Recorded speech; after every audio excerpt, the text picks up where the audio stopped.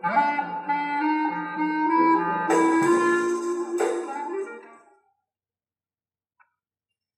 that's enough. That's enough.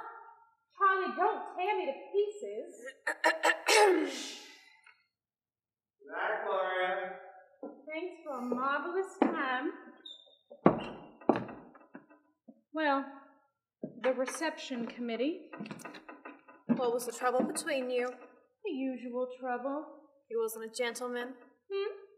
They never are, these picked-up acquaintances, men you meet in hotels. I wouldn't expect them to be. And why'd you go out with them, Bessie? Oh, God, in the kingdom of heaven, I wish you'd just... Why did you go out with them? Because if I didn't, I'd have to stay in with you. Isn't that a pretty good reason? Your voice is hoarse. I know it, it's always hoarse. Then is it wise to go out? Yes, it's wise. Infinite wisdom, that's me.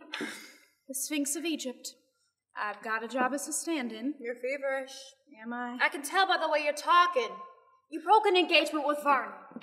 He was over. He stayed and had a talk with me. This lining is rotten.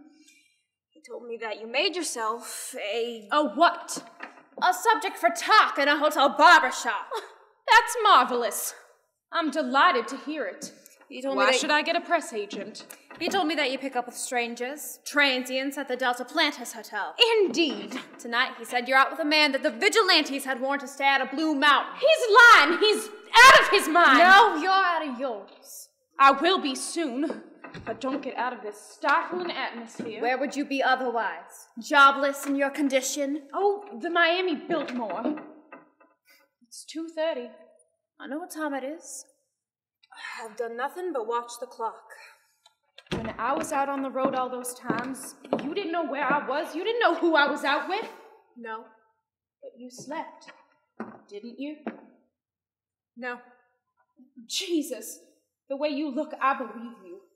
Mother, you look like death. So do you, like death at a masquerade party. I've had lots of compliments on my appearance lately. Oh, no doubt. Sarcastic remarks from people who laugh at you privately.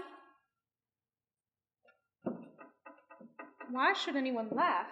You give them occasion too, Bessie. Naturally, after 10 months cooped up sick in this jerkwater town, I'm not the radiant creature I once used to be. Forget that radiant creature and come down to earth! Drag me down if you can! I also talked to the doctor. He was shocked when I mentioned how much you've been running around. I mentioned the x-ray pictures. They're not too good. What did he say about them? He said the tissue can heal if you give him a chance. I'm restless. I have to go out. I can't stay in all the time. Your energy's feverish, Bessie. You feel like doing more than you're fit for.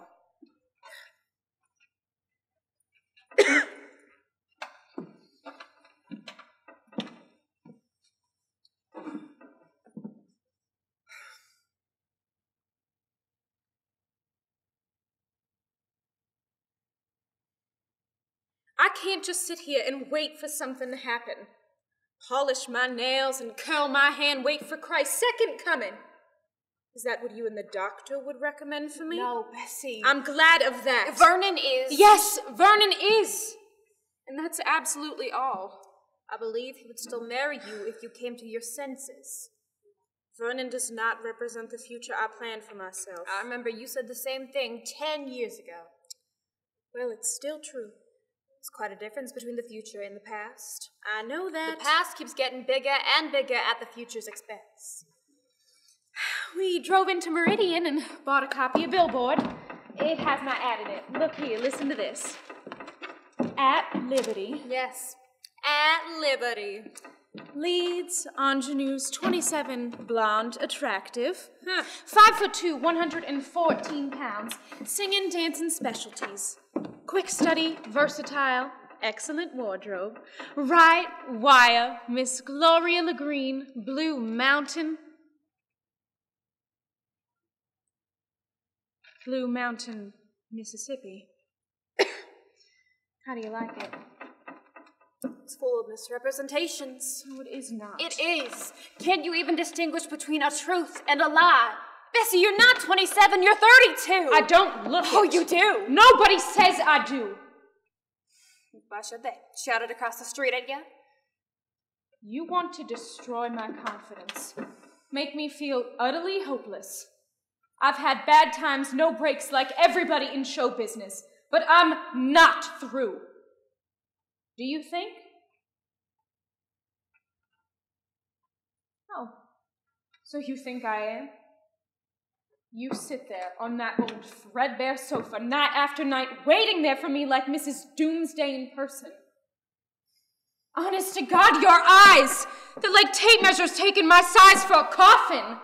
But I'll cheat you out of it, though. Bessie! Don't Bessie You're me! sick and you're drunk. Your face is burning with fever. Look at your dress, how it's torn. Oh, what if it is? I don't care. Where is it torn? Seam was ripped out at the waist. Oh, that can be mended. Yes. But other things can't. Everything can be mended. It's only a matter of time. Ah, such sublime optimism. Sure. When people are starving, they take optimism and stuff it into their stomachs. Like water, like grass. Gives the illusion of having had a big dinner. I'm not discouraged. I never will be discouraged. Driving home in the rain, I thought to myself that tomorrow you'd be laid up? No. What did you think? That tomorrow I'd be cast for a marvelous part in a Broadway production. You see, I'm an artist, Mother. I want to cry out. Don't stifle the passion in me. What kind of expression is that? A cry from the soul. Weatherbird says the rain will continue forever. Put that window down. No. You're exposing your chest. To think I was born in this place. Blue Mountain, Mississippi. Where did they get the mountain from? It's flat as a board. But Christ in Chicago, they certainly picked the right color. It's actually one light still burning. Upstairs with the Bassetts. Mrs. Bassett is dying. I might have known it. Death is the only thing they've left the lights on for in this fabulous city. There was only one boy here that I ever liked, and that was Red Allison, Mother. Fell off the back of a freight car and lost both his legs. Better than what I lost. Yes. What did you lose? Wings on my dancing shoes. You're talking absurdly, Bessie. I lost them not all at once, but gradually. They melted away in the sun like that Greek boys who wanted to fly so badly. Or maybe it was the rains they melted away in. I don't remember. You're running a temperature. Red and I had a club composed of 2 members, him and me. We invented the rebel yell. Yes, and a constitution. The first rule in it was never to stop moving forward. Poor Red. He's broken the rule. I wouldn't be joking about a thing like that. A wild, irresponsible boy. The end he came to was tragic. But we used to swim jaybird together at Sykeston's Creek. Did you indeed? Oh, nothing was wrong about it. We were just kids. I went to Cheyenne when I heard.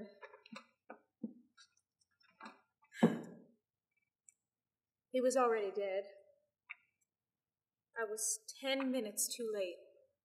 They'd pulled the sheet over his head. It wasn't quite long enough, though. His hair stuck out as loud as the 4th of July. It was sort of impertinent looking. Congratulations, I said. You don't need legs any longer. Who'd you say that to? Nobody. Myself. I practiced my dance routine this morning at the Elk Social Hall. My wind's kind of bad, but otherwise I'm okay. You can't expect a complete return to health, Bessie. Can't I? No. You've had a hemorrhage, Bessie. The tissue can heal, but you Stop it! Stop it, Mother!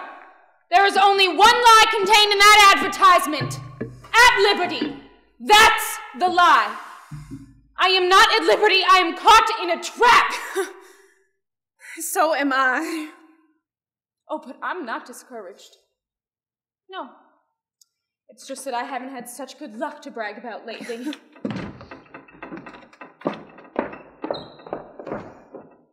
Yes. Neither have I.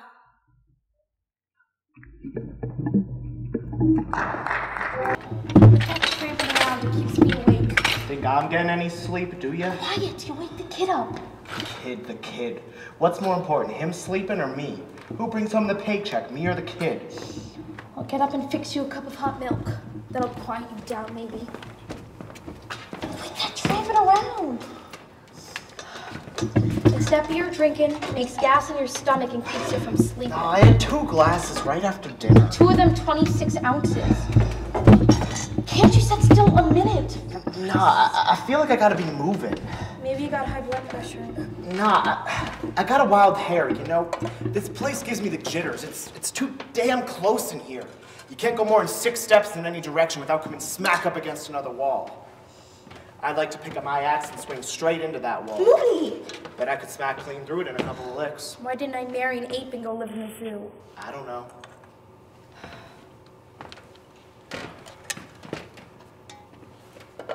Sit down and drink that. Know what time it is? 4 o'clock in the morning. 4 o'clock, huh? Yeah, soon old factory whistle be blowing. Old Dutchman be standing there with his hands on his little pot belly watching them punching their cards. Hi there, Mooney, he says. Late again, huh? What do you think this is, maybe an afternoon tea? You know, that's his joke. Every Dutchman's got one joke that he keeps on plugging at, and that's his. Every morning, the same damn thing. Yeah? Well, it... To say, you seen them stars last night, Mooney? How many stars was there last night? How many stars was there last night, Mooney? Put that thing back down. I ain't got a stitch of clothes on under this. I'll say to him, sure, I seen him last night, but not like they was in Ontario. Not by a long shot, mister. Grease bubbles. That's what they look like most from down here. Way up in the north woods. The North Woods. Put that thing back down. Okay. You act like a crazy man. Honest to Jesus, you do. Would that give the Dutchman a laugh? What would? He'll go all over the planet, tell the boys what Mooney said this morning. Said he'd seen the stars last night, but not like they was in Ontario when he was chopping down the big timber. Yes, you'll give him a swell impression when you talk of that kind. I'm dog tired. You ever seen the St. Lawrence River? No, I've seen wet diapers for so long. That's what I'll ask the Dutchman. I'll ask him if he's ever seen the St. Lawrence River. What would you ask him that for? She's big, see? I'll tell him she's big and blue as the sky is, and the way she flows is straight north. You ever hear of that, Jane? A river that floats straight north? No. Only river I ever known that floats straight north. Emma says a drop of chloroform can keep his bowels from running off like that. I think I'll try that next time. We was talking about it one night, and Spook says it's because the Earth is curved down that way toward the Arctic Circle. What? That's why she flows straight north. Who cares? Nah, the Dutchman don't either. That's what makes it funny. I'll tell him she's big. Damn big. And they call her the Lake of 1,000 Islands. He'll tell you you're crazy. He'll tell you to go and jump in it. Sure he will. That's what makes it funny. I'll tell him she's big and blue as the sky is, with firs and pines and tamaracks on both sides, filling up the whole god-beautiful air with... Smell of hot milk, huh? Wouldn't that give the Dutchman a laugh? He'll go all over the planet and tell the boys that Mooney must have his little hot milk at night before he goes bye-bye with the Sandman. Louise Krause's husband commenced saying such things, and they called out the ambulance squad. Right now, he's in a straitjacket in the psychopathic ward, and when Louise went to visit him, he didn't remember who she was even. Dementia. Precox, they called it. Mooney! What you doing slopping good milk on the floor, you big milk? Hot milk, huh? You and your kid, what a mess you both are. No wonder they make fun of you down at the plant. You're crazy. Yes, crazy's the only word to describe your actions. Crazy, huh? Sure them apes think I'm nuts. I'll tell you why. It's because I got some original ideas about some things. Yeah, you're so stinking original, it ain't even funny. Other guys, you know how it is. They don't care. They eat, they drink, they sleep with their woman, and the sun keeps rising, and on Saturday night they get paid. But they got kids to grow up and take their places, to eat, to drink, to sleep with their woman and get paid on Saturday night. But me, my God, Jane, I want something more than just that. What more do you want, you poor fool? There ain't nothing more than just that. Of course, if he was rich and could afford a big house and a couple of limousines... You don't even get what I'm aiming at, Jane. You never get it. It's something that ain't contagious. I'm glad for that. I'd rather have smallpox. I found a guy once that did. An old duck up on the river. Got his back hurt one night, couldn't work. Was waiting to be shipped home. He said, "Sure, you ain't satisfied. Me neither. We want something more than what this life ever has to offer us, kid." It gets what you can get. Oh, I don't know about that. Sometimes I look at my hands and I look, but God, they look so damn funny. You look at your hands, that's such crap. They're so kind of empty and useless. You get what I mean? I feel like I ought to be doing something with these two hands of mine other than what I'm doing right now, running bolts through the everlasting chain. Try holding this in them wonderful hands. Mop that milk up off the floor. And sometimes I think it ain't my hands that are empty. Something else inside me, that is. Yeah, it's probably your brain. Will you get that milk swabbed up? It's already swabbed. Mooney's a free agent. He don't give a damn what anyone thinks.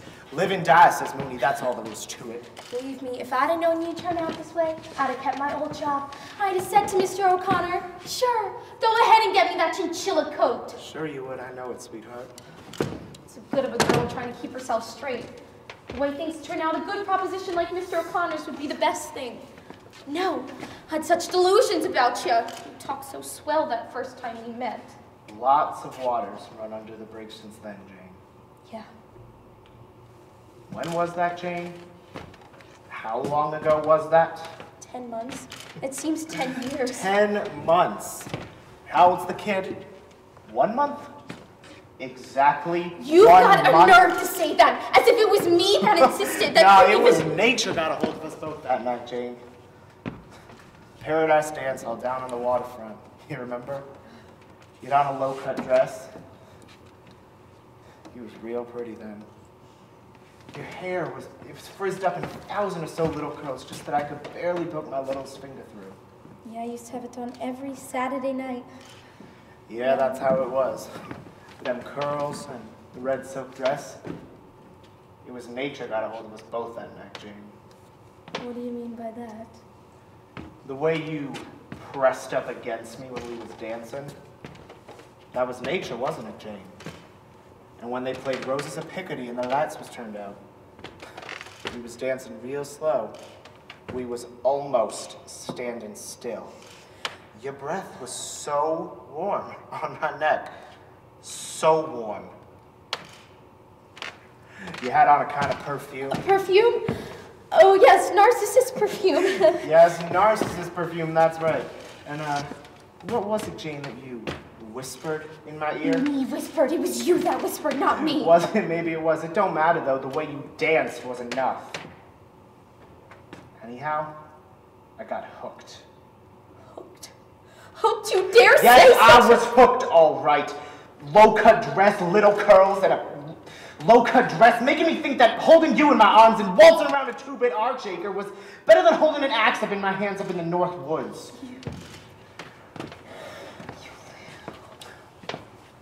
Well, I don't mean I'm sorry about it exactly. How'd you mean it then? I'd like to know. I don't know. I don't know. People say things. Things change. What does it mean? I don't know. It just seems to me like a crazy man, deaf, dumb, and blind, could have put together a better world than this. Let's get out of it, honey. Out of it? What do you mean? Just chuck it all, the whole damn thing, that's what. You mean kill ourselves? Well no, I don't want to die. I want to live. Ditch this lousy town, this smoke, the whistle, plants, factories, buildings. You get caught in them and you can never find your way out. So break away quick while you can, where there's some space to swing an axe in and some time to swing it. Oh, God, Jane, don't you see? Yes, you mean hop a freight train. Sure, if that's what you want. Tell the Dutchman goodbye. Tell him to kiss my Aunt Fan. Me with the baby and the infection of the breast. You with your axe. We'll spend Christmas in a boxcar, won't bet we? me with my axe will chop away through this world. What a joke. What a lovely scream that is. A joke, huh? Who said anything about a joke? Mooney, my great big wonderful man. He'll chop away through this world. Make fun of me, huh? Mooney, they call him.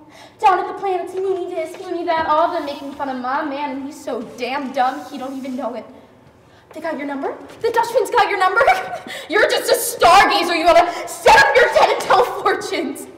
You with your axe. If it wasn't so funny, I Cry, I could cry. You with your actual, you could cut away through this world. Couldn't even chop down this kid's Christmas tree. Had to buy one at the dime store. And that horse, that's the best one. Buys a $5 hobby horse when we ain't even got enough money to pay the hospital bill. I lied to you, Jane. I paid $10.50 for this little horse. It was worth more than that.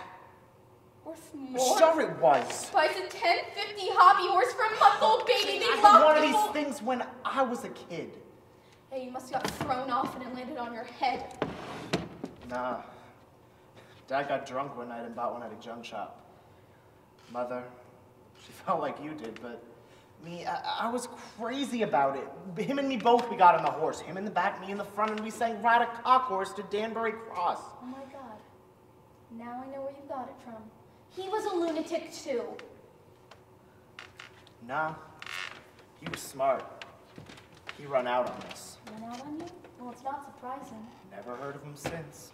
Well, he probably got what was coming for him. Better than what I got. What you got? A skinny yellow cat, that's what I got. God ought to strike you down dead for Yeah, saying well, I'll things like say that. it again. A skinny yellow cat! Mooney, stop! Stop! Too soft. I'm leaving you now, Jane. You hear me? I'm checking out. Tell the Dutchman to give you my pay. Owes me 3 days. Time and a half for Saturday.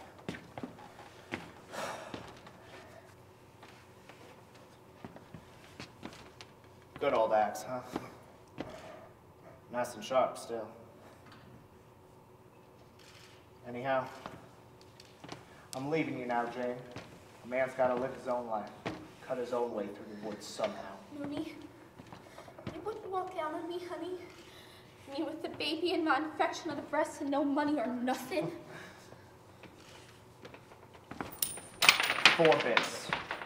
Tobacco money. Now you got the whole works, so goodbye. Wait, there's something you gotta take with you. I got all I want. Just wait, you're all wrapped up. What the hell are you? You're kidding me. Go along now, the two of you. Me, I can't be bothered with no brats. I gotta get my old job back. Mr. O'Connor would give me my old job back. Sure he will. You two run along now. You can go hop a freight train and spend Christmas in a boxcar. Maybe you'll find your own man together. You'll have a swell time singing Rotting Cock Horse. Oh, another one of her lousy tricks. Shut up! Mooney's kid don't cry. Nah, Mooney's kid don't cry. Grows up and swings a big axe like his daddy. Cuts his own way through the woods somehow. Here. Look at the hobby horse. Santa Claus bought it for Mooney's kid. See how, look how shiny it is. $10.50 it cost. Now what are you crying for? Daddy ain't going nowhere. Daddy was only fooling. Won't you come in? Thank you. You're from out of town. Oh, yes. We're all the way from Milwaukee. We've come from Mardi Gras, my husband and I. Oh, this poor little bird in such a tiny cage. Oh, it's much too small to keep a canary in. It isn't a live canary. No, it's stuffed. Oh. Winston is out there dilly-dallying on the street, afraid he'll miss the parade. The parade comes by here, don't it? Yes, unfortunately it does. I noticed your sign at the door. Is it true that you have one of Lord Byron's love letters? Yes. How very interesting. How did you get it? It was written to my grandmother, Irene Marguerite de Pomvent. How very interesting. Where did she meet Lord Byron? On the steps of the Acropolis in Athens. How very, very interesting. I didn't know that Lord Byron was ever in Greece. Lord Byron spent the final years of his turbulent life in Greece. He was exiled from England. Yes, he went into voluntary exile from England. Because of scandalous gossip in the regent's court. Yes, involving his half-sister. It was false, completely. It was never confirmed. He was a passionate man, but not an evil man. Morals are such ambiguous matters, I think. Won't the lady behind the curtains come in? You'll have to excuse her. She prefers to stay out. Oh, I see. What was Lord Byron doing in Greece, may I ask? Fighting for freedom! Yes, Lord Byron went to Greece to join the forces that fought against the infidels. He gave his life in defense of the universal cause of freedom. What was that, did she say? He gave his life in defense of the universal cause of freedom. Oh, how very interesting. Also, he swam the Hellespont. Yes. And burned the body of the poet Shelley, who was drowned in a storm in the Mediterranean with a volume of Keats in his pocket. Pardon? And burned the body of the poet Shelley, who was drowned in a storm on the Mediterranean with a volume of Keats in his pocket. Oh, how very, very interesting indeed. I'd like so much to have my husband hear it. Do you mind if I step out for a moment to call him in? Please do. Winston! Winston! Watch them carefully. Keep a sharp eye on them. Yes, be still. Winston, remove that cap. Sit down on the sofa. These ladies are going to show us Lord Byron's love letter.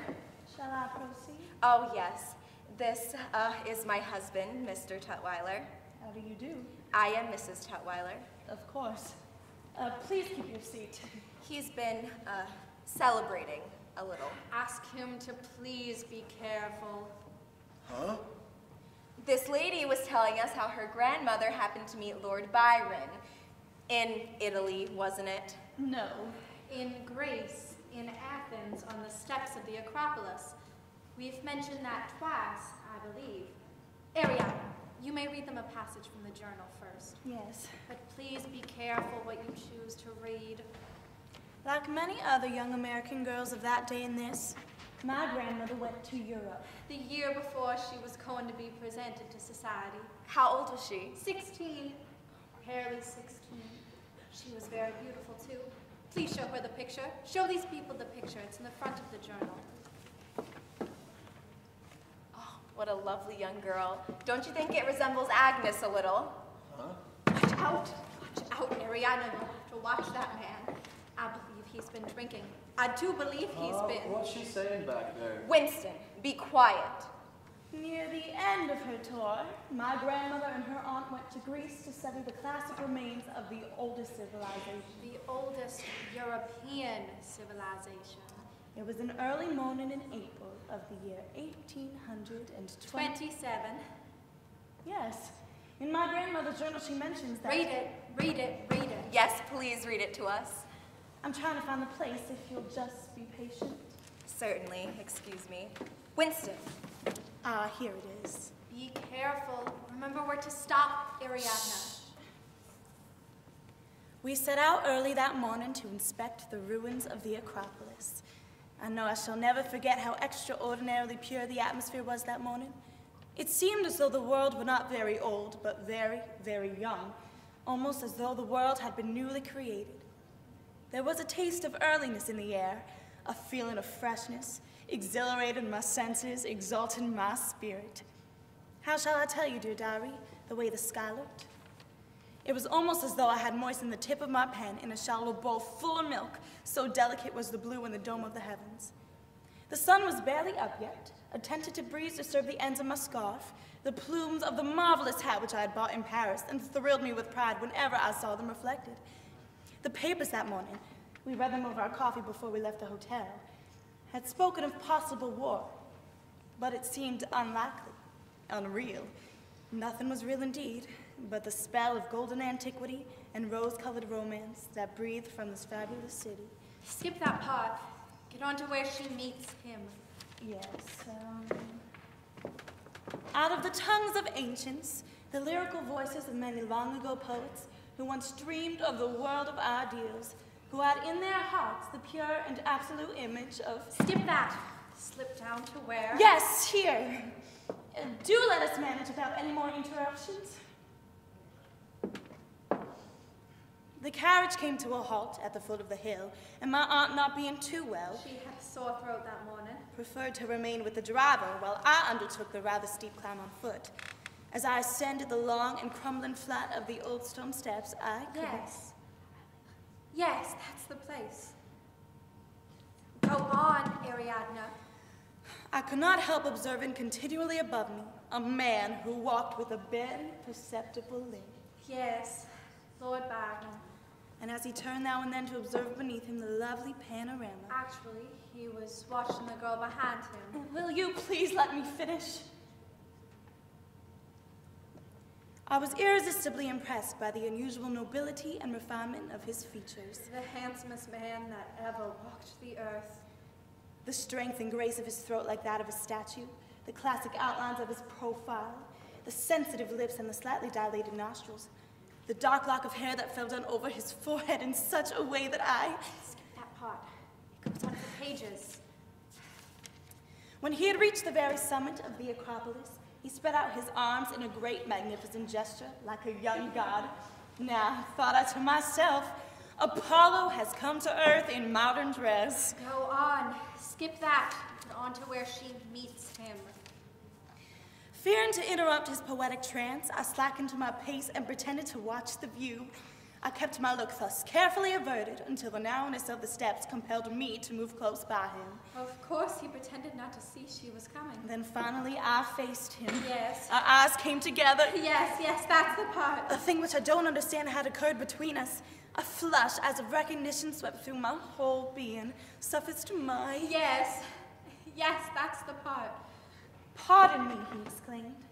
You have dropped your glove.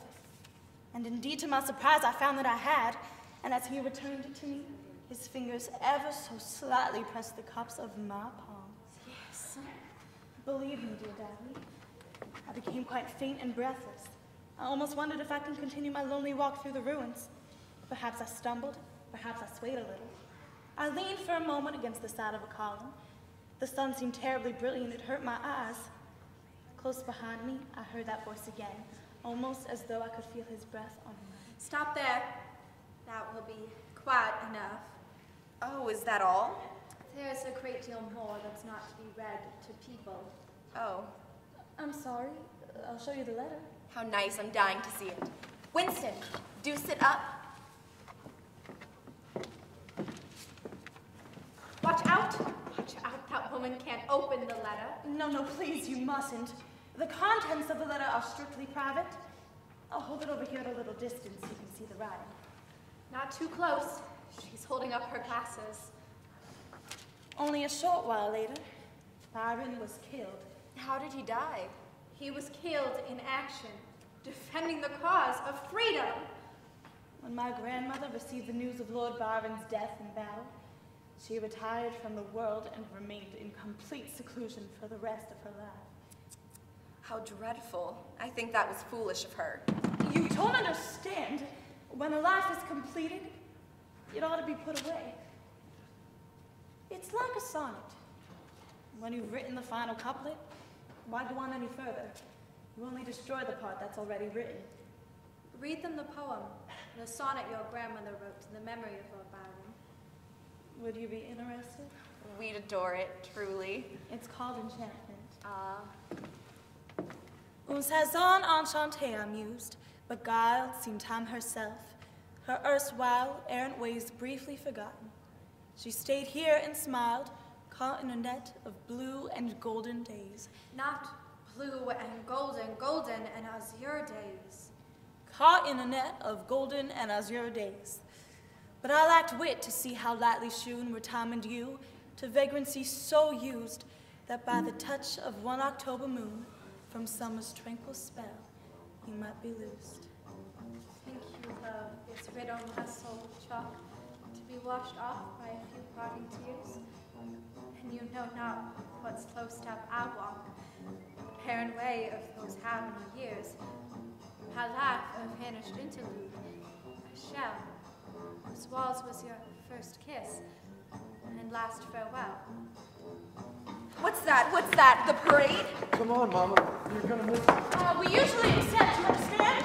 A small sum of money. Just anything you have to make it spare. Stop him, he's gone outside. Please, $1.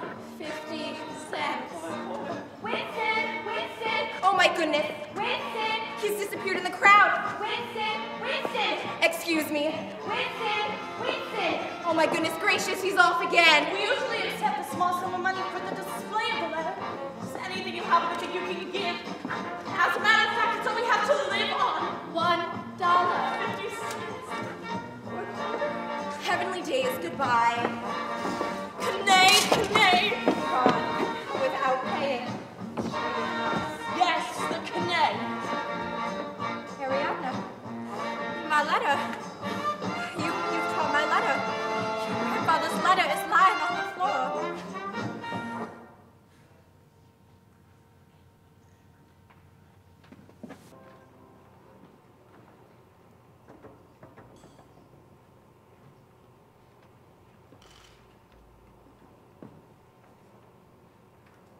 Hello? Who are you? Don't talk to me till I fall off. Take my crazy doll, will you? Yeah. I don't want to break her when I fall. I don't think I can stay on much longer. Do you?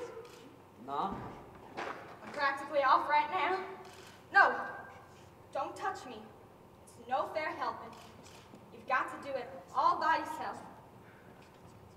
Got him wobbling? I don't know what's made me so nervous. You see that water tank way back yonder? Yeah? That's where I started from. This is the furthest I've ever gone without once falling off. I mean, it will be if I can manage to stick on to the next telephone pole. Oh, here I go. Hurt yourself. Skin my knee a little. Glad I didn't put my silk stockings on. Spit on it. That takes this thing away. Okay. And that's animals' medicine, you know? They always lick their wounds. I know. The principal damage was done to my bracelet, I guess. I knocked out one of the diamonds. Where'd it go? Never could find it in all them cinders. I don't know. It had a lot of shine. It wasn't a genuine diamond. How do you know? Well, I just imagine it wasn't. Because if it was, you wouldn't be walking along an old railroad track with a beat-up doll on a piece of a rotten banana. Oh, I wouldn't be so sure. I might be peculiar or something. You never can tell. What's your name? Tom. Mine's Billy. We both got boy names. How did that happen? I was expected to be a boy, but I wasn't. They had one girl already, Alba. She was my sister. Why aren't you at school? I thought it was going to be windy, so I could fly my kite. What made you think that? Because the sky was so light. Is that a sign? Yeah. I know. It looked like everything been swept off with a broom, don't it? Yeah. It's perfectly white. It's white as a clean piece of paper. Uh-huh. But there isn't a wind. Nah. It's up too high for us to feel it. It's way, way up in the attic sweeping the dust off the furniture up there. Uh-huh. Why ain't you at school? I quituated 2 years ago this winter. What grade was you in? 5A? Miss Preston. Yep. She used to think my hands was dirty until I was explained it was cinders from falling off the railroad track so much. She's pretty strict. Oh, no. She's just disappointed she didn't get married. Probably never had an opportunity, poor thing. So she's to teach 5A for the rest of her natural life. They started teaching algebra, and I didn't give a goddamn what that stood for, so I quit. You'll never get an education walking the railroad tracks. And you won't get one flying around kite neither. Besides, What? when a girl needs to get along a social training. I learned all that from my sister Alba. She had a wonderful popularity with the railroad men. Train engineers? Engineers, firemen, conductors, even the freight superintendent. We run a boarding house for railroad men. She was, I guess you might say, the main attraction. Beautiful? Jesus, she looked like a movie star. Your sister? Yeah. One of them used to bring her regular, after each run, a great big heart-shaped red silk box of assorted chocolates and nuts and hard candies. Marvelous? Yeah. You know where I was now? Memphis? Nah, New Orleans? nah.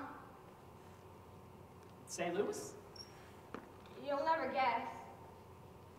Well, where is she then? She's in the bone orchard. What? A bone orchard cemetery graveyard! Don't you understand English? Sure. That's pretty tough. You don't know the half of it, buddy.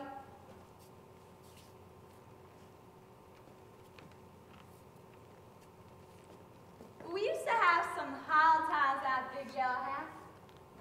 I bet you did. Musical instruments going all the time. Instruments? What kind? Piano, Vitrola, Hawaiian steel guitar. Everyone played on something. But now it's all for quiet. You don't hear a sound from there, do you? No. Is it empty? Except for me. They got a big sign stuck up. What does it say? This property is condemned. You ain't still living there. Uh-huh. What happened? Where did everyone go? Mom will run off with the brakeman on the CNEI. After that, everything went to pieces. You hear that? That's the Cannonball Express. Fastest thing on wheels between St. Louis, New Orleans, and Memphis. My old man got to drink. Where is he now? Disappeared. I guess I ought to refer his case to Bureau of Missing Persons. The same as he done with Mama when she disappeared. Then there was me and Alba. Till Alba's lungs got affected. Yeah? Did you see Greta Garbo and Camille? It played at the Delta Brilliant one time last spring. She had the same what Alba died of. Lung infection. Yeah? Only, it was very beautiful the way she had it, you know? With violins playing and loads of white flowers. Yeah? All our lovers come back in a beautiful scene. But all Alba's disappeared. Yeah.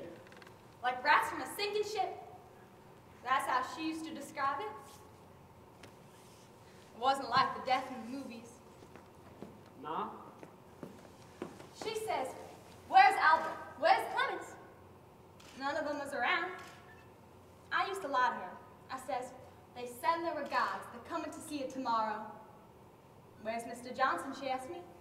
He was the freight superintendent, the most important character we'd ever had in our rooming house. He's been transferred to Granada, I told her. Or wishes to be remembered. She known I was lying. Yeah?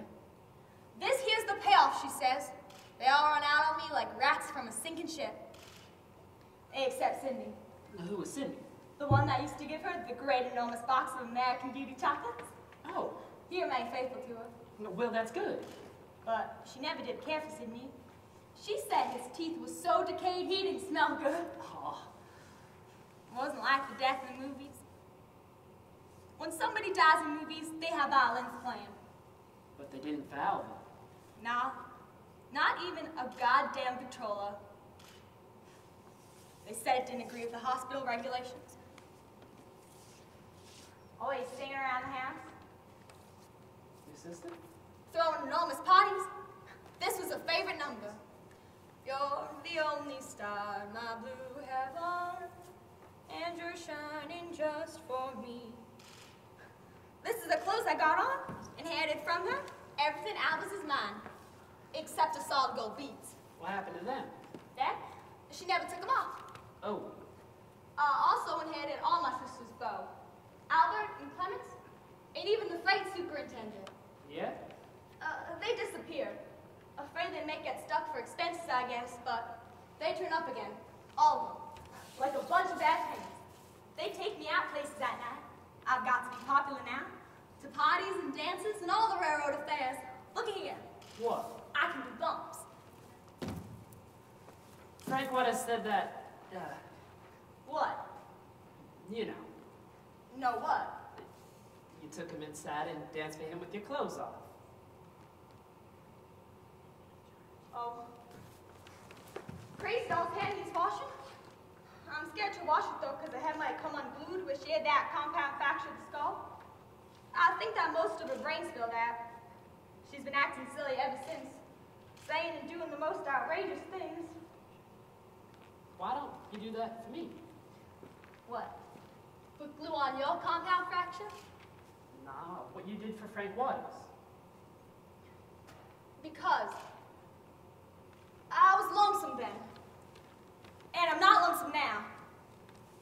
You can tell Frank Waters that. Tell him I've inherited all my sister's beau. I'll go out with men in responsible jobs.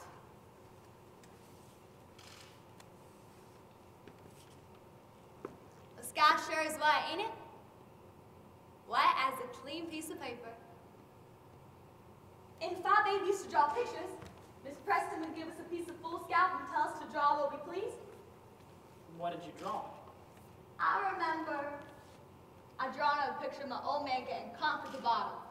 She thought it was good. Miss Preston, she says, look at here. Here's a picture of Charlie Chaplin with a hat on the side of his head. I said, oh no, that's not Charlie Chaplin, that's my father. And that's not a hat, it's a bottle. Well, what did she say? Oh well, you can't make a school teacher laugh.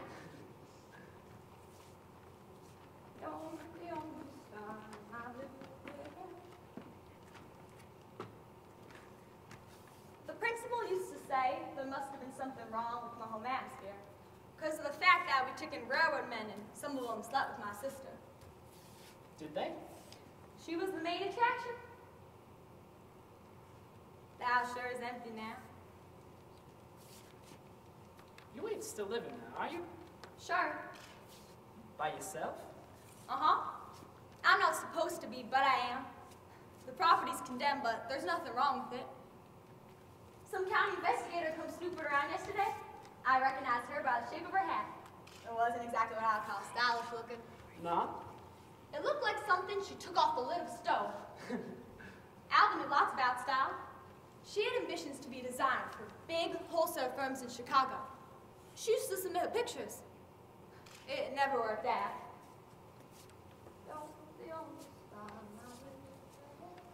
Well, what did you do about the investigators? Laid low upstairs, pretended like no one was home. Well, how do you manage to keep on eating? Oh, I don't know. You keep a sharp lookout, you see things lying around.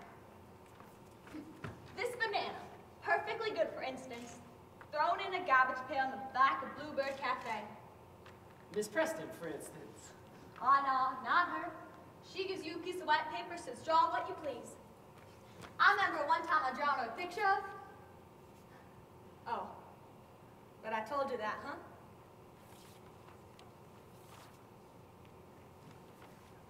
Will you give Frank Waters a message? What? Tell him the freight superintendent has bought me a pair of kid slippers. Patent. The same as the old ones of Alva's. I'm going to dances with them at Moon Lake Casino. All night I'll be dancing and come home drunk in the morning, and we'll have serenades with all kinds of musical instruments. Trumpets, trombones, and Hawaiian steel guitars. Yeah, and the sky will be wet like this. Really? Uh-huh. White as a clean piece of paper. I'll draw pictures on it. Will you? Sure. Pictures of what? Me dancing. With the freight superintendent. In a pair of patent kid shoes. Yeah, with French high heels on them as high as telegraph poles. And they'll play my favorite music. Your favorite? Same as Alpha's. You're the only star, my blue heaven. Oh! What? Oh, wear a corsage. What's that? Flowers to pinch your dress out of foam affair. Violets, rosebuds, and lilies of the valleys. And when you come home, it's withered. But you stick them in a bowl of water to freshen them up. Uh-huh. That's what Alvin done. Cannonball Express.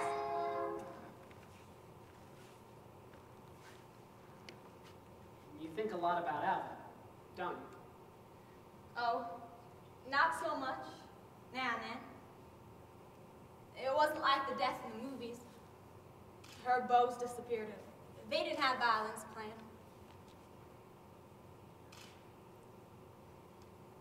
I'm going back now. Well, where to with it? The water tank Yeah? and start all over again. Maybe I'll break some kind of continuous record. Al did once, in a dance marathon in Mobile, across the state line, Alabama. You can tell Frank Waters everything I told you. I don't have time for inexperienced people. I'm going out with popular railroad men. Men with good salaries, too. Don't you believe me? No. I think you're drawing an awful lot on your imagination. Well, if I wanted to, I could prove it, but you won't be worth convincing. I'm going to live for a long, long time, like my sister. And when my lungs get affected, I'm going to die like she did. Maybe not like in the movies with violins playing, but with my pearl earrings on and my solid gold beads from Memphis. Yes?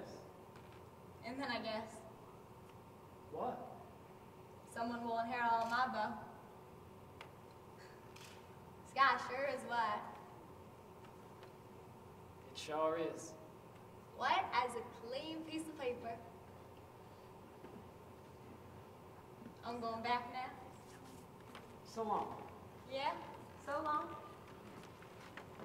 You're the only star my little river, and the sun is up for me.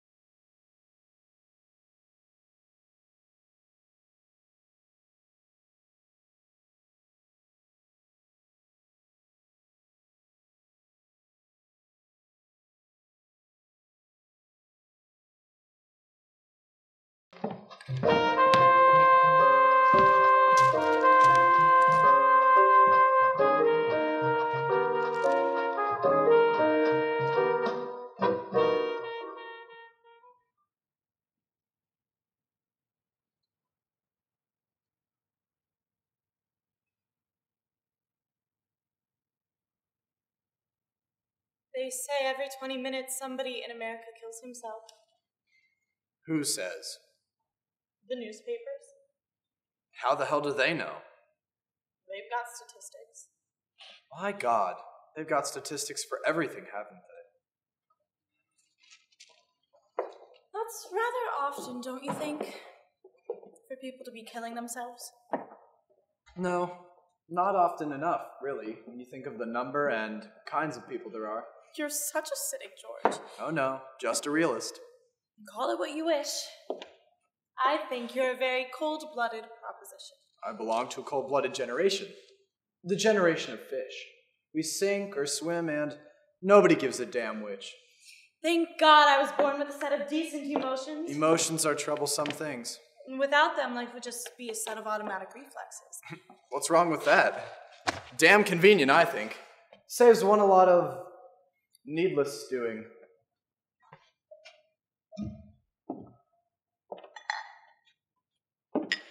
Have a drink? No, thank you. I've had my quota tonight. I can't say they've done you much good. I'm still conscious if that's what you mean. Yes, that's what I mean. Will you please leave that radio off? Why? I've got a headache. Take an aspirin. It's not that kind of a headache. What kind is it then? The kind that goes on and never stops. Might I suggest a remedy? Yes, if you only would. You'll find my revolver in the left-hand drawer of the shift room. Results guaranteed. Perhaps I will surprise you by using it sometime. Nothing would surprise me. No, I guess nothing would.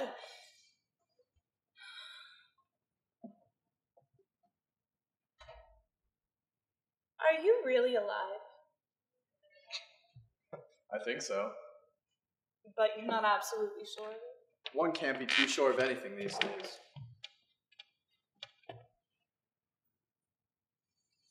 Do you have sensations? Yes. Like this? Yes. What do you like, George? The faint, spicy fragrance of a carnation.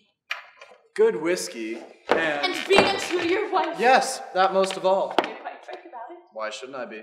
You might wish to spare my feelings. Your feelings are yours. Not mine. You loved me once. Did I? Yes, once. How do you know? You told me that you did. Perhaps I was lying. If you were, you ought to be hanged for Why? it. Because I believed you! You were much too credulous in your younger days.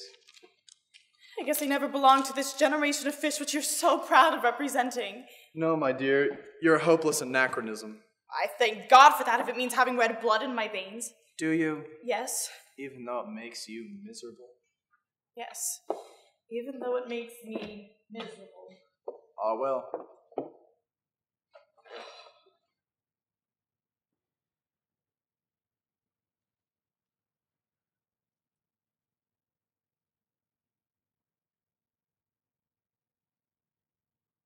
I can't live without something to care for.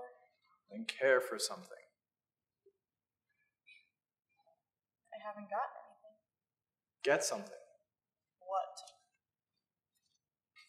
A lover, perhaps. That sort of thing is disgusting. You see how contradictory you are? You say you can't live without something to care for. But when I suggest something, you say that's disgusting. I want something real. I don't want any trumped up affair. After all, that's your problem. I can't solve it for you.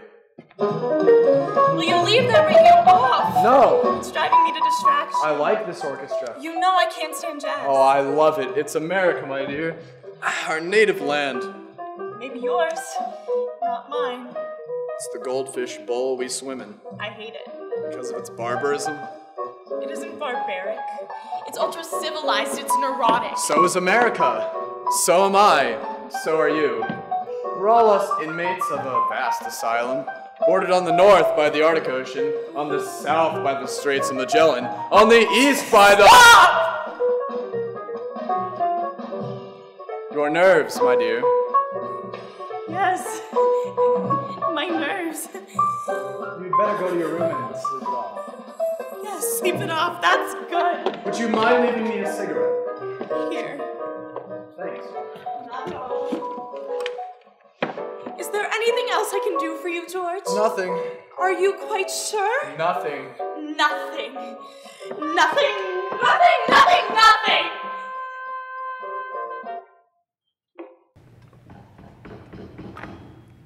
Who is at the door, please? Me.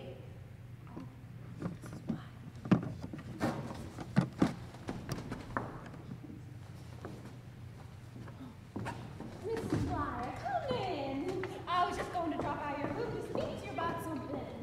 Yeah, what about? Mrs. Dwyer, I'm sorry to say, but I just don't find these cockroaches to be the most desirable roommates. Cockroaches, huh? Yes, precisely. Now, I have had very little experience with cockroaches in my life, but the few that I've seen before have been the pedestrian kind, the kind that walk. These, Mrs. Dwyer, appear to be flying cockroaches. I was shocked. In fact, I was literally stunned when one of them took off the floor and started to whiz through the air, around and around in a circle, just missing my face by barely a couple of inches. Mrs. Dwyer, I sat down on the edge of that bed and wept. I was just so shocked and disgusted. Imagine flying cockroaches, something I never dreamed to be in existence, whizzing through the air, around and around and around and around in a circle. Well, Mrs. Dwyer, I just want you to know that Flying cockroaches are nothing to be surprised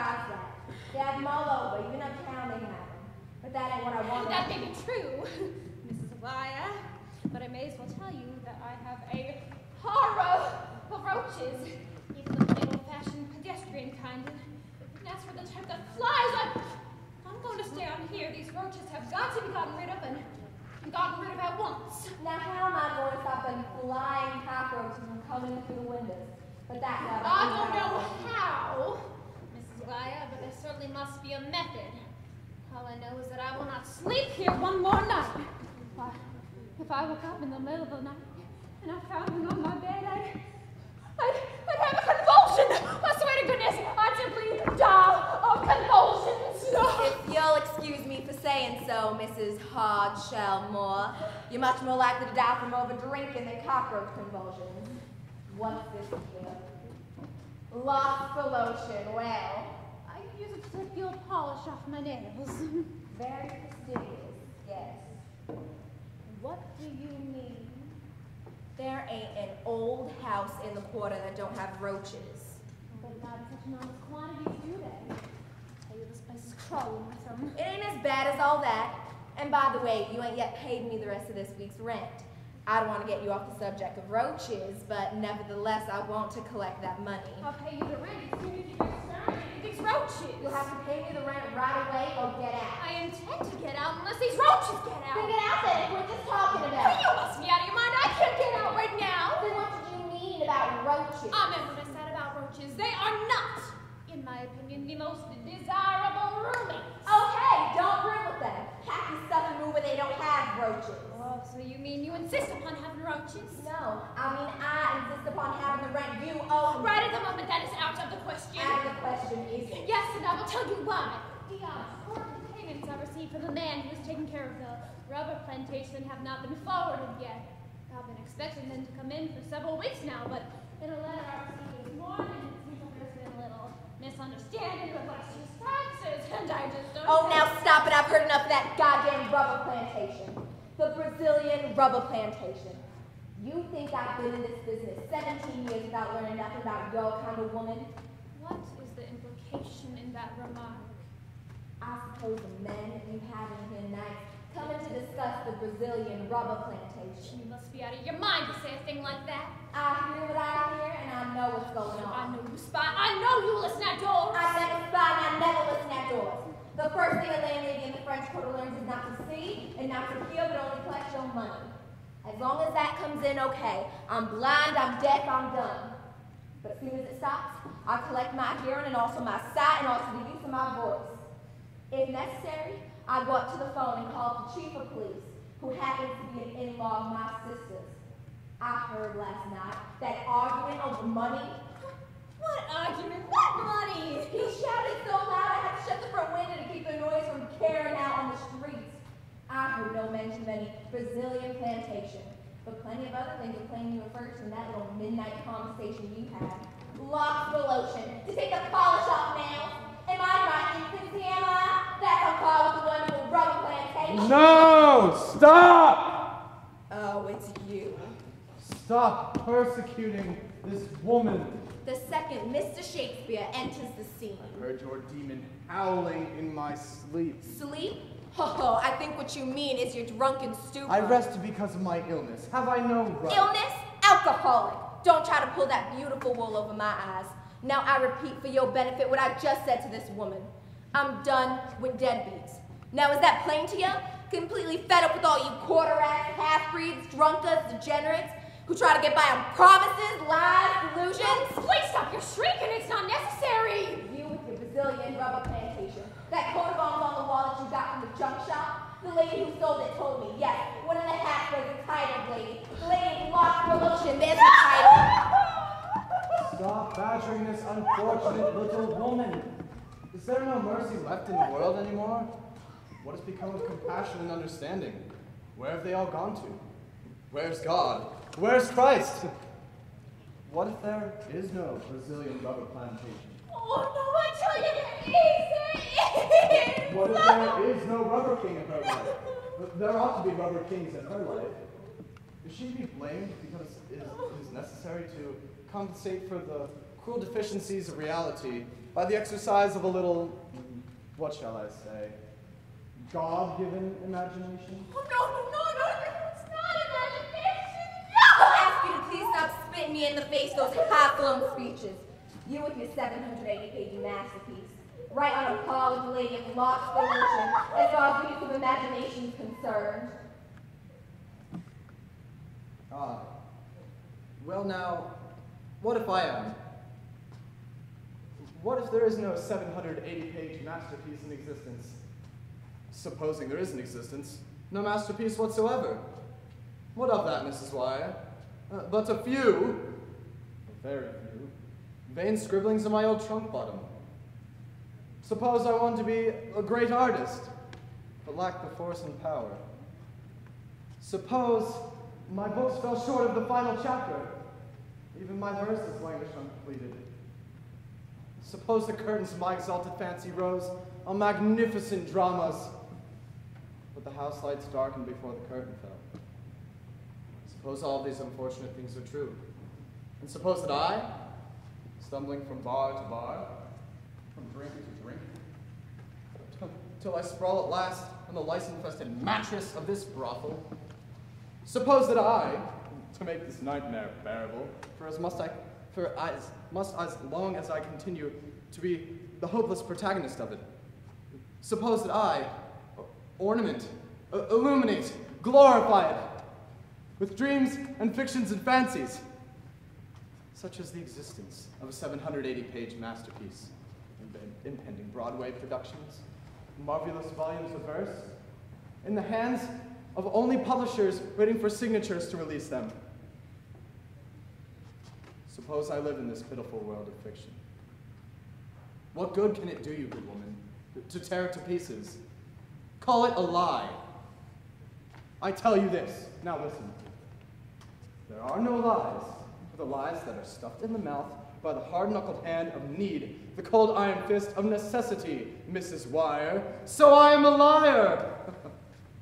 Yes, but your world is built on a lie. Your world is a hideous fabrication of lies. Lies! Lies! Now I'm tired, and I've said my say, and I have no money to give you. So go on, leave this woman in peace. Go on, get out, get away! Tomorrow morning, money or out you go. Both of you, both together.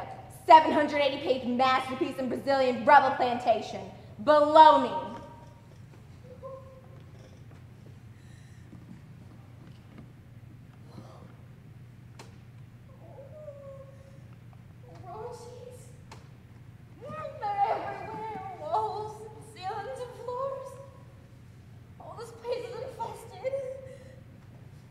I know.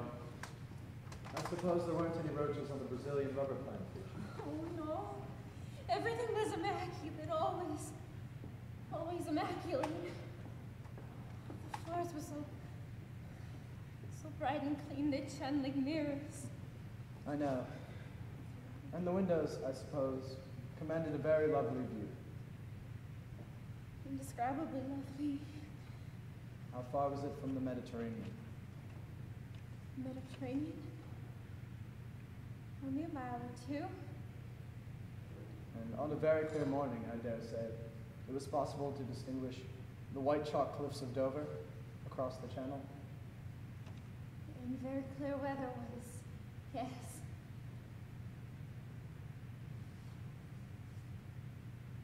Thank you, Mr. Chekhov. Anton Pavlovich Chekhov. Thank you, Mr. Chekhov.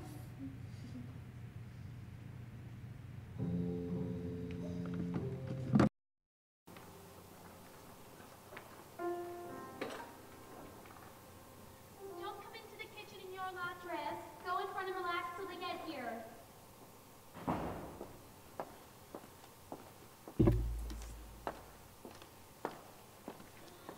Oh, I was carrying Jean Quills the very first afternoon that I met your father. However, I wouldn't blame that on the flowers. The courtier boy had driven me over to Clarksdale to see old Agnes Hoskins, who just had another stroke and couldn't talk. Oh, it depressed me so to see her in that condition. But on the way back, we passed this field of jonquils, literally thousands of them. I made Dave stop the car, and I got out and gathered not 2 arms full. Dave was annoyed because I wouldn't put them down in the back seat of the car. I used him for a shield when he tried to kiss me. I did not care to be kissed by Dave Couture. Anyway, when I entered that downstairs hall, there was your father, discovered for the first time, still on the telephone at the foot of the stairs. How much better would have been if... Still, I wouldn't have had a daughter as pretty as you. If only I'd have married that telephone man who fell in love long distance. Oh, I've still got to mix the dressing for the salmon, change myself, and it's already 5 of 6.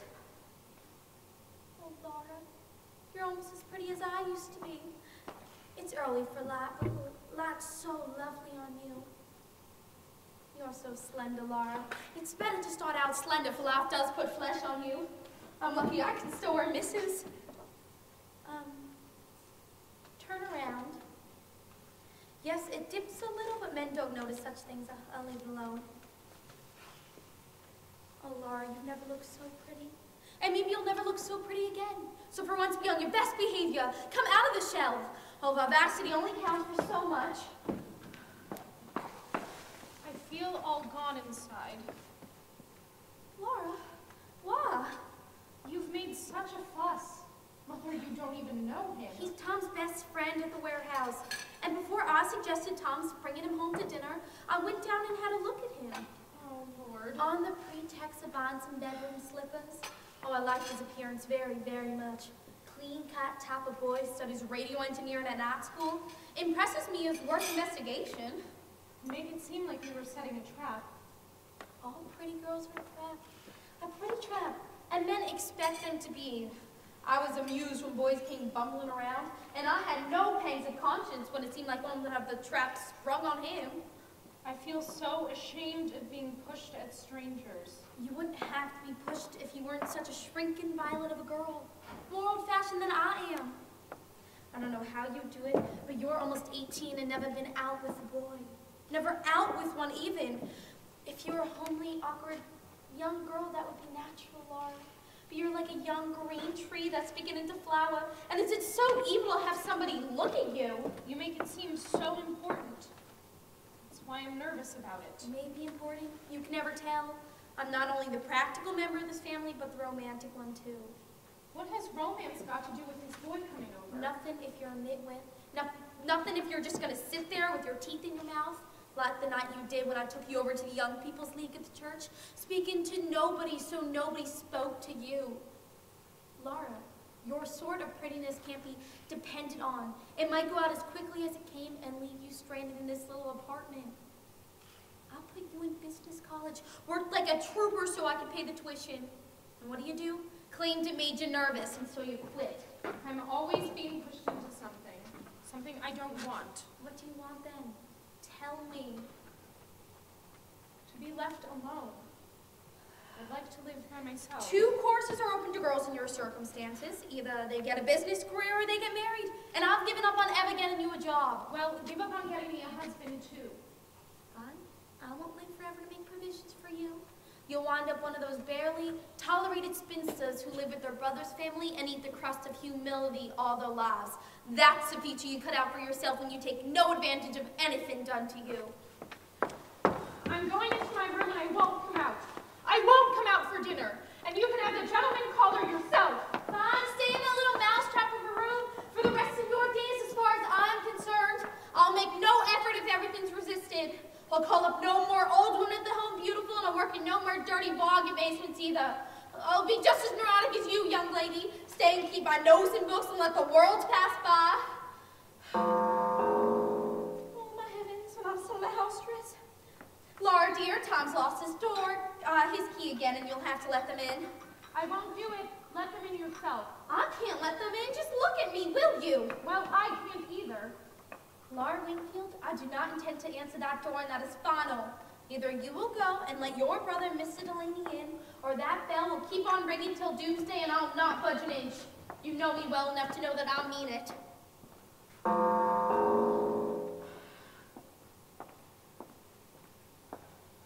I've been crying. I don't care where you've been. You will go to that door.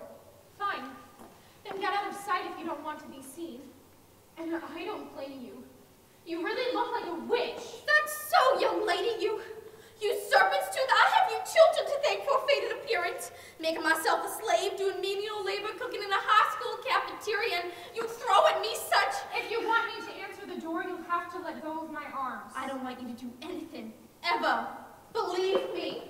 I'll let him in, but I won't come to the table. All right, you don't have to break the door down. Did you forget your key? I lost it. You'd lose your head if it wasn't fastened on. Laura, this is Jim. How do you do? Hello there. I didn't know Shakespeare had a sister. Excuse me. What was the matter? She's very shy. Oh, it's unusual to meet a shy girl. She looks a little like you, except she's pretty. Thanks.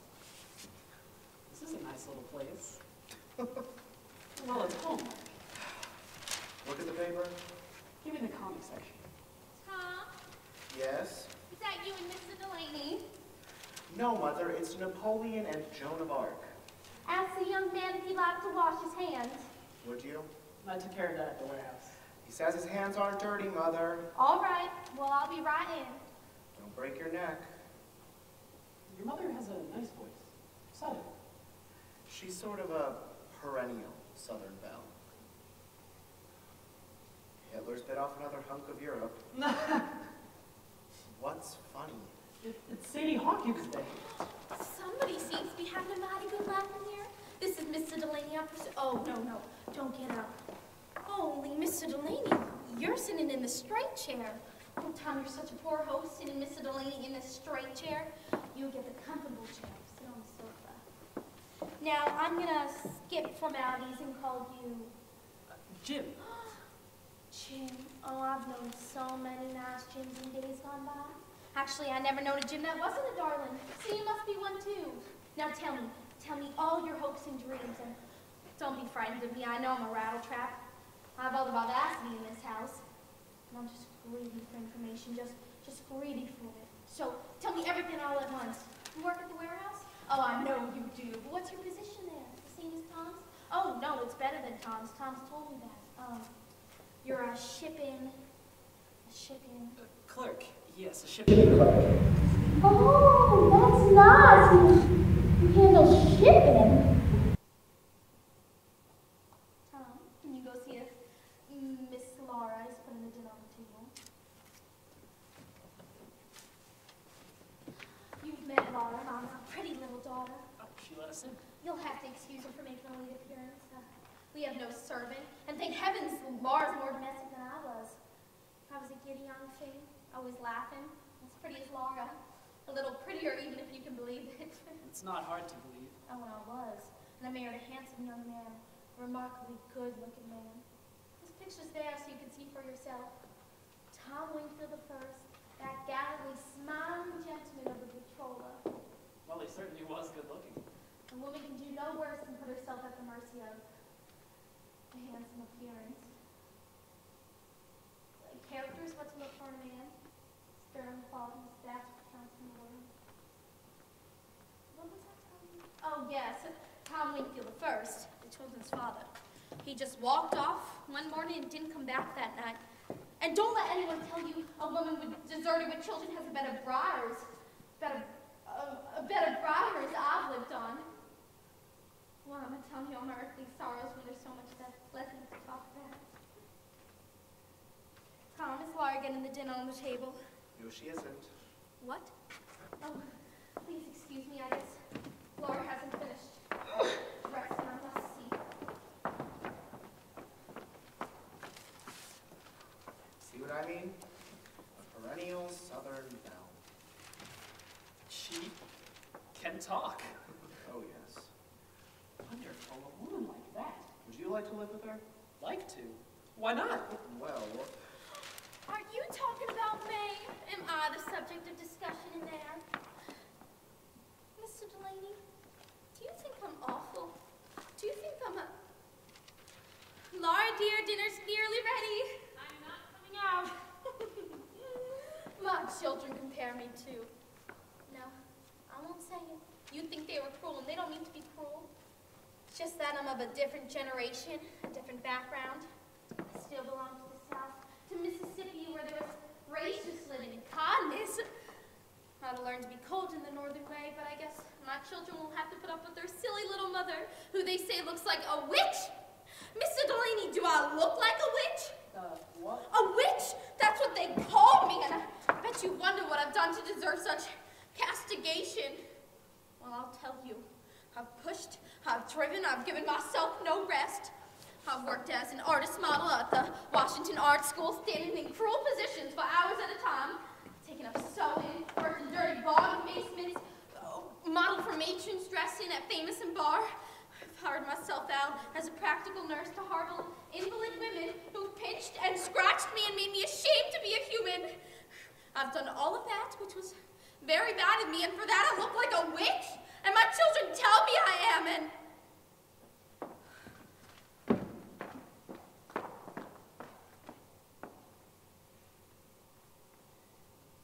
Dinner is served. Gentlemen, dinner is served. Oh, Jim. I'll take your arm and escort you into dinner, just as if the band was playing and this was a banquet hall. Let's imagine it's a banquet hall, all decorated with palms and beveled glass around the ivory walls. Now I'm going to push your arm, you'll sit here. Laura, we're waiting to say grace for you. Tom, you sit at the head of the table. Laura, dinner's nearly ready. Laura's my right-hand dower. Then what's Shakespeare? Shakespeare? Oh, you must mean Tom. Only I'm a little upset to hear you call him Shakespeare. That means he's been writing down at the warehouse. He's already lost 5 jobs for not devoting himself to his work. And if he loses this one, I'll give up. Laura, we won't say grace until he comes to the table. We can't say grace until he comes to the table.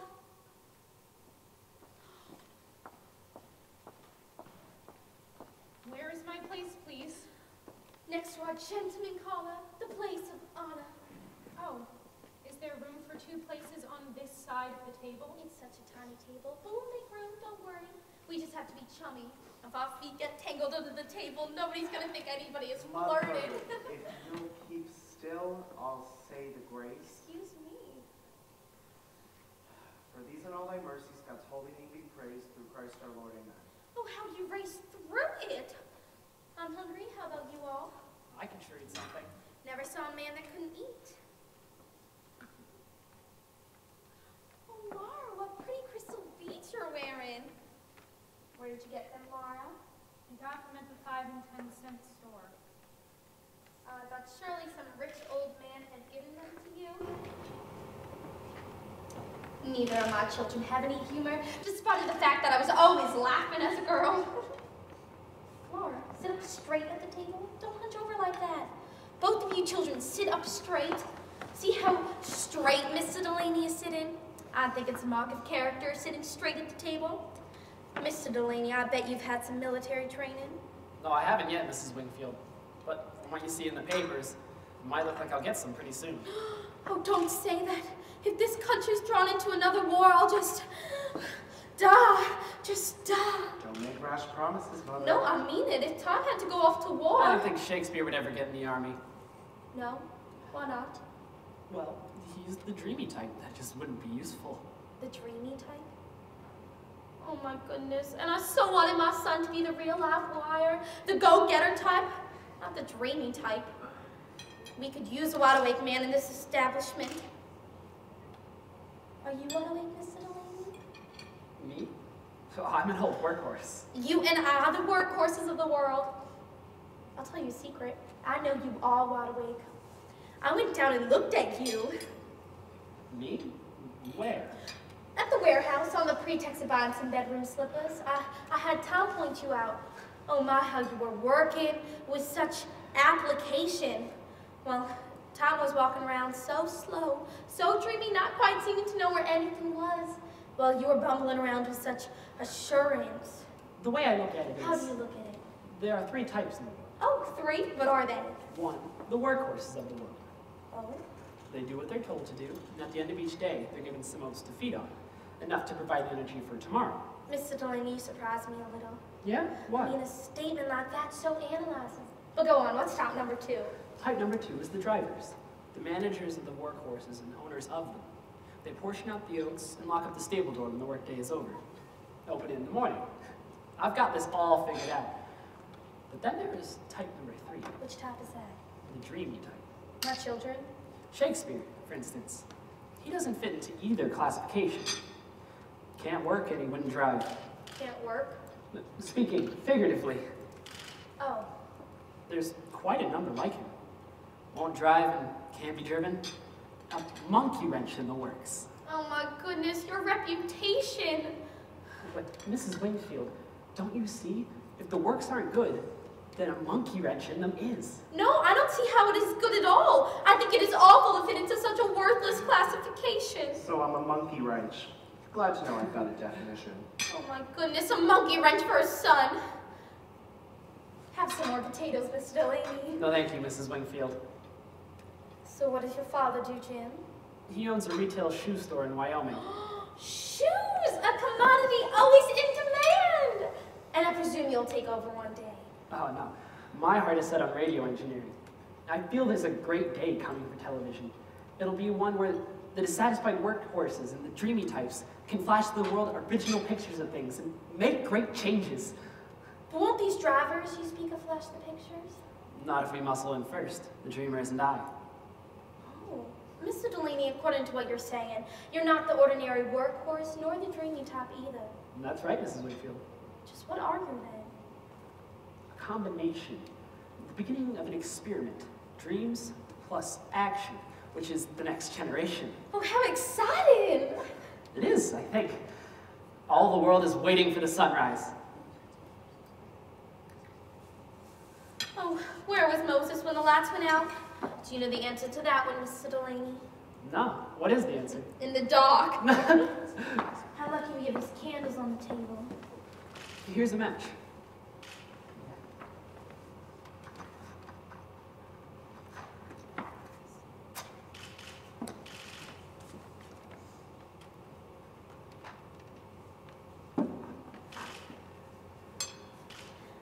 And then I'm going to take a look at the fuse box.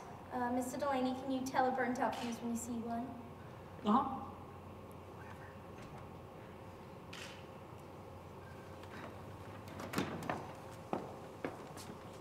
Tom, did you pay that lot bill? Why, I think so. I'm not sure. There we have it. The dreamy type neglected to pay the lot bill. Shakespeare probably wrote a poem on it. Mr. Delaney, this isn't a joking matter. There's such a hard price for negligence in this world. Well, maybe the poem will win a $10 prize. We'll just have candlelight for the rest of the evening. What's wrong about that? Nothing except I'm a little out of patience with top number 3. Come on. We'll do the dishes. Laura, you take Mr. Delaney into the living room. Come on, Mark. Let's go have a look at those old records. Don't suppose you have any Benny Goodman or Woogie Woogie numbers? I'm afraid not. They're all old records that came with the Victrola. She's a pretty old timer. Yes.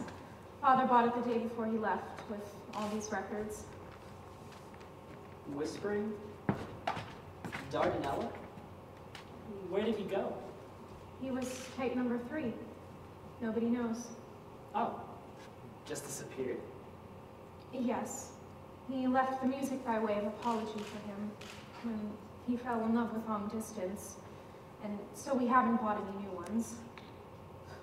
Well, don't you like swing music? It makes me think of the speed drills we used to have at Rubicam's Business College. We typed to very fast music, which made me nervous. I had to quit after a while. It made me so... Where shall I put the candles? On the floor.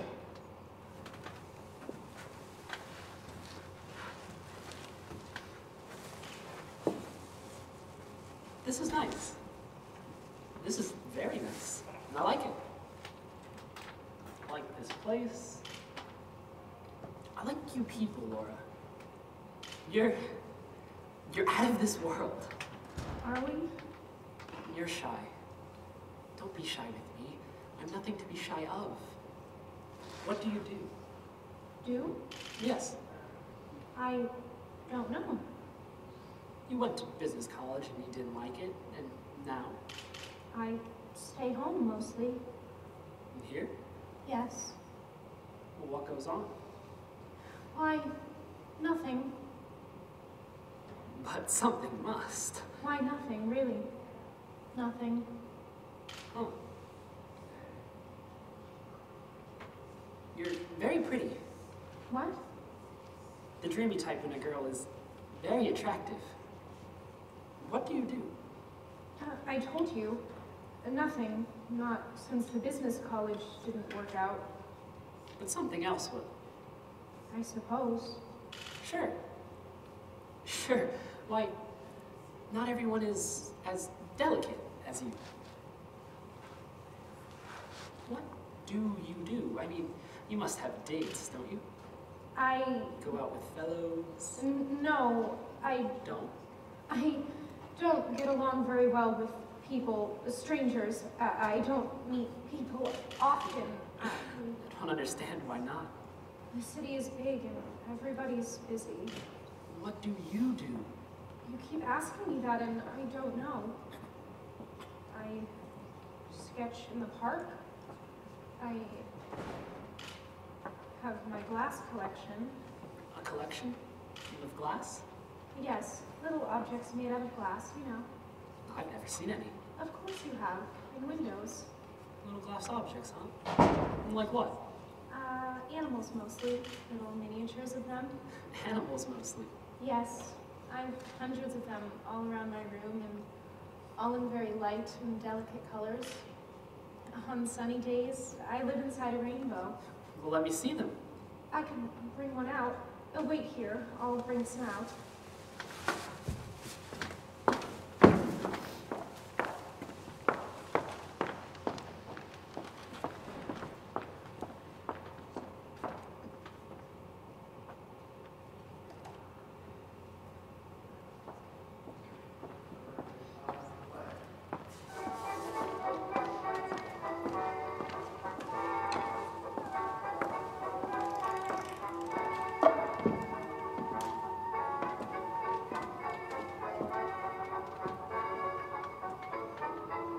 What is it? Only wanted to give you an idea of them. What is it? It's a unicorn. Do you know what that is? No. What? Something that doesn't exist in the world anymore. Oh. It used to, though, when the world was in its childhood. It looks like a horse. It is a horse, with a horn. But that doesn't exist anymore. No, all of this kind have disappeared from the world. Gone like father with only music behind them. Yeah. I see what you mean. He's all that's left of the beautiful unicorn horses. He's white. Well, he's not white. He's blue spilled all over white. The way snow is when it's late in the afternoon. And now, hold him up to the light.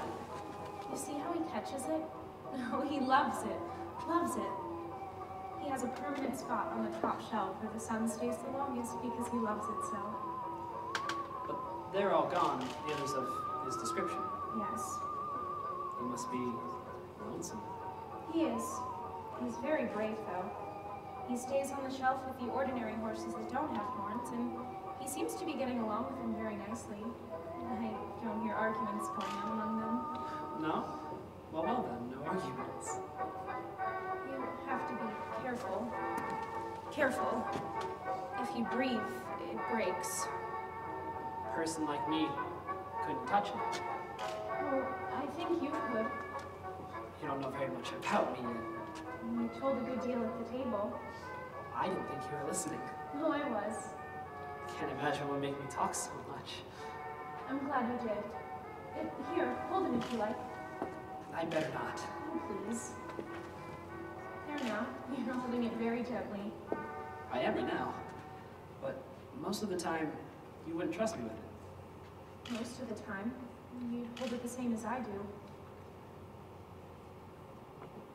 The record stopped.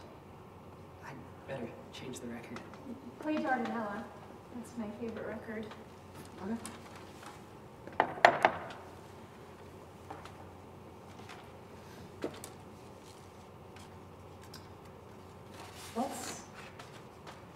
Let's dance. Oh, I've never danced. I wish I knew how. Would you like to try?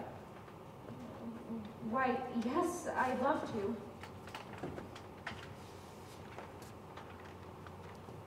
Your hair is pretty.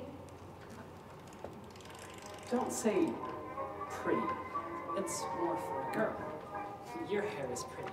Oh, mine's so fine, there's nothing I can do with it but let it go. It's awfully pretty.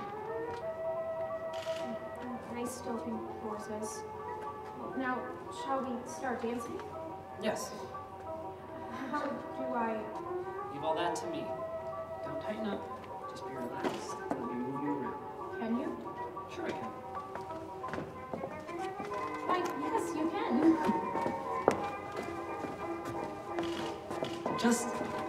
Just let yourself go. I'm stepping on you. Don't mind me. Don't you?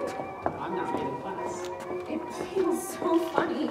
Is that why you're laughing? No, I'm out of breath. Can we stop for a minute? I feel so funny. You're an awfully pretty girl. What? Pretty girl. Made out of glass. When it's sunny, living in a rainbow.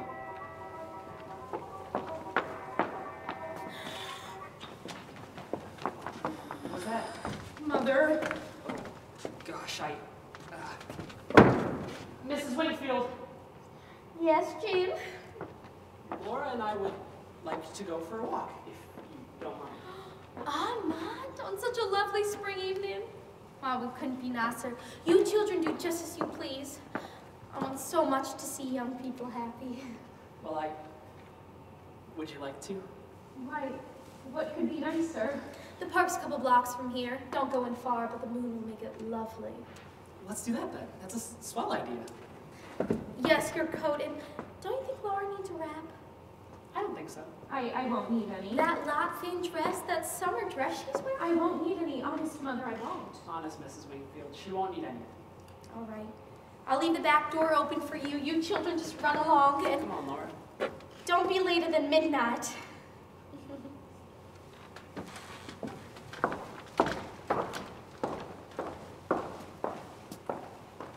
Where are they now? Gone for a walk? Yeah? Young man, he's already kissed her. Huh? Yes. I declare, you are a witch. No, but I was a girl. Girls are a pretty trap. That's what they've been and always will be, even when dreams plus action take for the world. Now, dreamy type. Let's finish clearing the dishes.